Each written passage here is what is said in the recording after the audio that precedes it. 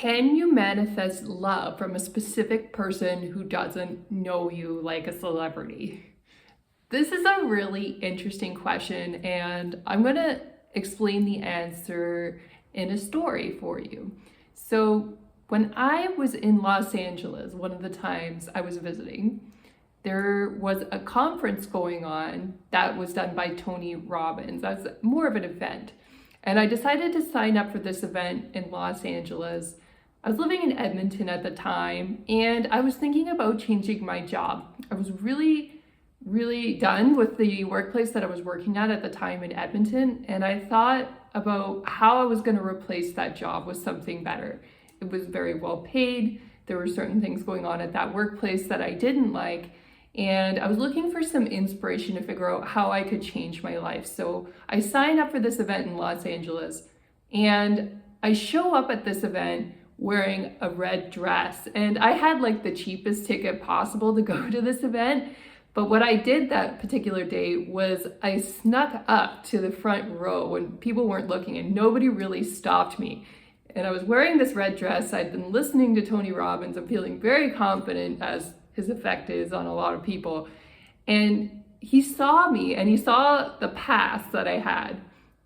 And he looks off of the stage and he looks right at me and gives me this really intense eye contact. And I'll never forget it because it was like somebody that I'd read about in the library, who was a celebrity that I thought about in high school, who I really admired, suddenly saw me. It was just like this connection in that moment. And he didn't know who I was, but I had this feeling of confidence, like I'd made a dream of mine come true. It was like I'd manifested the attention of somebody I really admired who was a celebrity. And here's the interesting thing that happened next. So I hadn't been in a relationship for 7 years at that point, and I'd had relationships in university. The reason I hadn't been in a relationship for 7 years at that point was I found the standards that men had at university were too low and too disappointing. I had waited all my life. My parents had told me, don't date in high school, don't date as a child, wait until university, and men will be so much more upgraded and so much better. And what happened when I got to university was I was so disappointed at the quality of men that were there that I didn't date for 7 years after university in my work life. And then I had this moment where Tony Robbins, of all people, saw me. And I felt like anything was possible. If I could manifest his attention, then maybe there was something right for me. And then I walked back to the section where I was supposed to be, thinking it was time for me to take the place that I was supposed to at my ticket level and that I might be in some kind of trouble for sneaking up to the front row. And then I sat beside a man who started getting my attention for the rest of the seminar. And he actually ended up being the first relationship that I'd manifested in 7 years. He lived in Vancouver and I lived in Edmonton. It was a long distance relationship. And the interesting thing that happened out of this relationship was Vancouver was extremely expensive to visit at that time. And I manifested multiple trips to Vancouver, hanging out with my boyfriend, and we had a pretty good, healthy relationship for over a year. It didn't end up being the one for me, but that was enough to give me hope that I could have healthy relationships again, and not everybody was out there to get me. Not everybody was out there to seduce me like a player, that there were good men out there in the world, and that at least in retrospect, I had tried to have a healthy relationship. Even if it didn't work out, it was healthy and good enough to at least give it a go. And that was enough for me to have faith again that there could be good people out there. And sometimes that's what we need actually in life. Sometimes we don't necessarily need to meet our soulmate if we've had bad experiences. Sometimes we just need a healthy enough, a positive enough relationship to get us back on our feet, to get us feeling good about connecting with people again.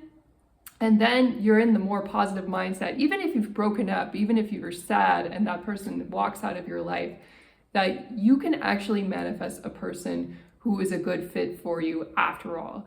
And there's nothing wrong with manifesting the attention of a celebrity sometimes if that gives you that chutzpah to look for the person who's the right match for you. I guess that's my point of this story. But you shouldn't expect that necessarily that celebrity or that specific person is going to be your soulmate, especially if they're already married. It's probably not going to happen. But maybe that gives you a little bit of extra push to look for the person who is right for you. So can you manifest attention from celebrities? Sometimes yes, and sometimes that might get you going in the positive direction to move on with your life. That gives you that light inside that guides you to what is actually yours, to what is your destiny. So it's possible to manifest attention from celebrities. It can be a great stepping stone to help you find love. But is it the ultimate thing that you should be targeting and you should be after in terms of looking for a soulmate? That's probably not wise. And it's not wise to focus your attention on any one person as your soulmate, whether they're a celebrity, whether there's somebody you knew growing up, whether there's somebody you went to school with, or they're in your profession or at your income level. Idealizing anyone for any reason, even if it's because they're in your immediate surroundings, maybe they're in your religion, it's a dangerous recipe for disaster. And probably what will happen is you will project too much onto this person. However, if you manifest a bit of attention from people that you admire, I mean, there's nothing wrong with that. If that inspires you and gets you going in the right direction, I think it's okay to do that. Just don't expect too much from it. If you get the attention, enjoy it while it lasts, enjoy everything that you receive, and then move on with your life and do something different. So you might wonder how I knew about Tony Robbins in the first place. I was an avid reader at the library from the time I was a teenager, and there were a ton of Tony Robbins books from the 90s in the library. And before I even knew about my intuition, I knew about motivation, I knew about self-improvement and working on yourself. And that's how I got the inspiration to go find Tony Robbins. But ultimately, it led me to believing in my intuition, to believing in my own intuitive development.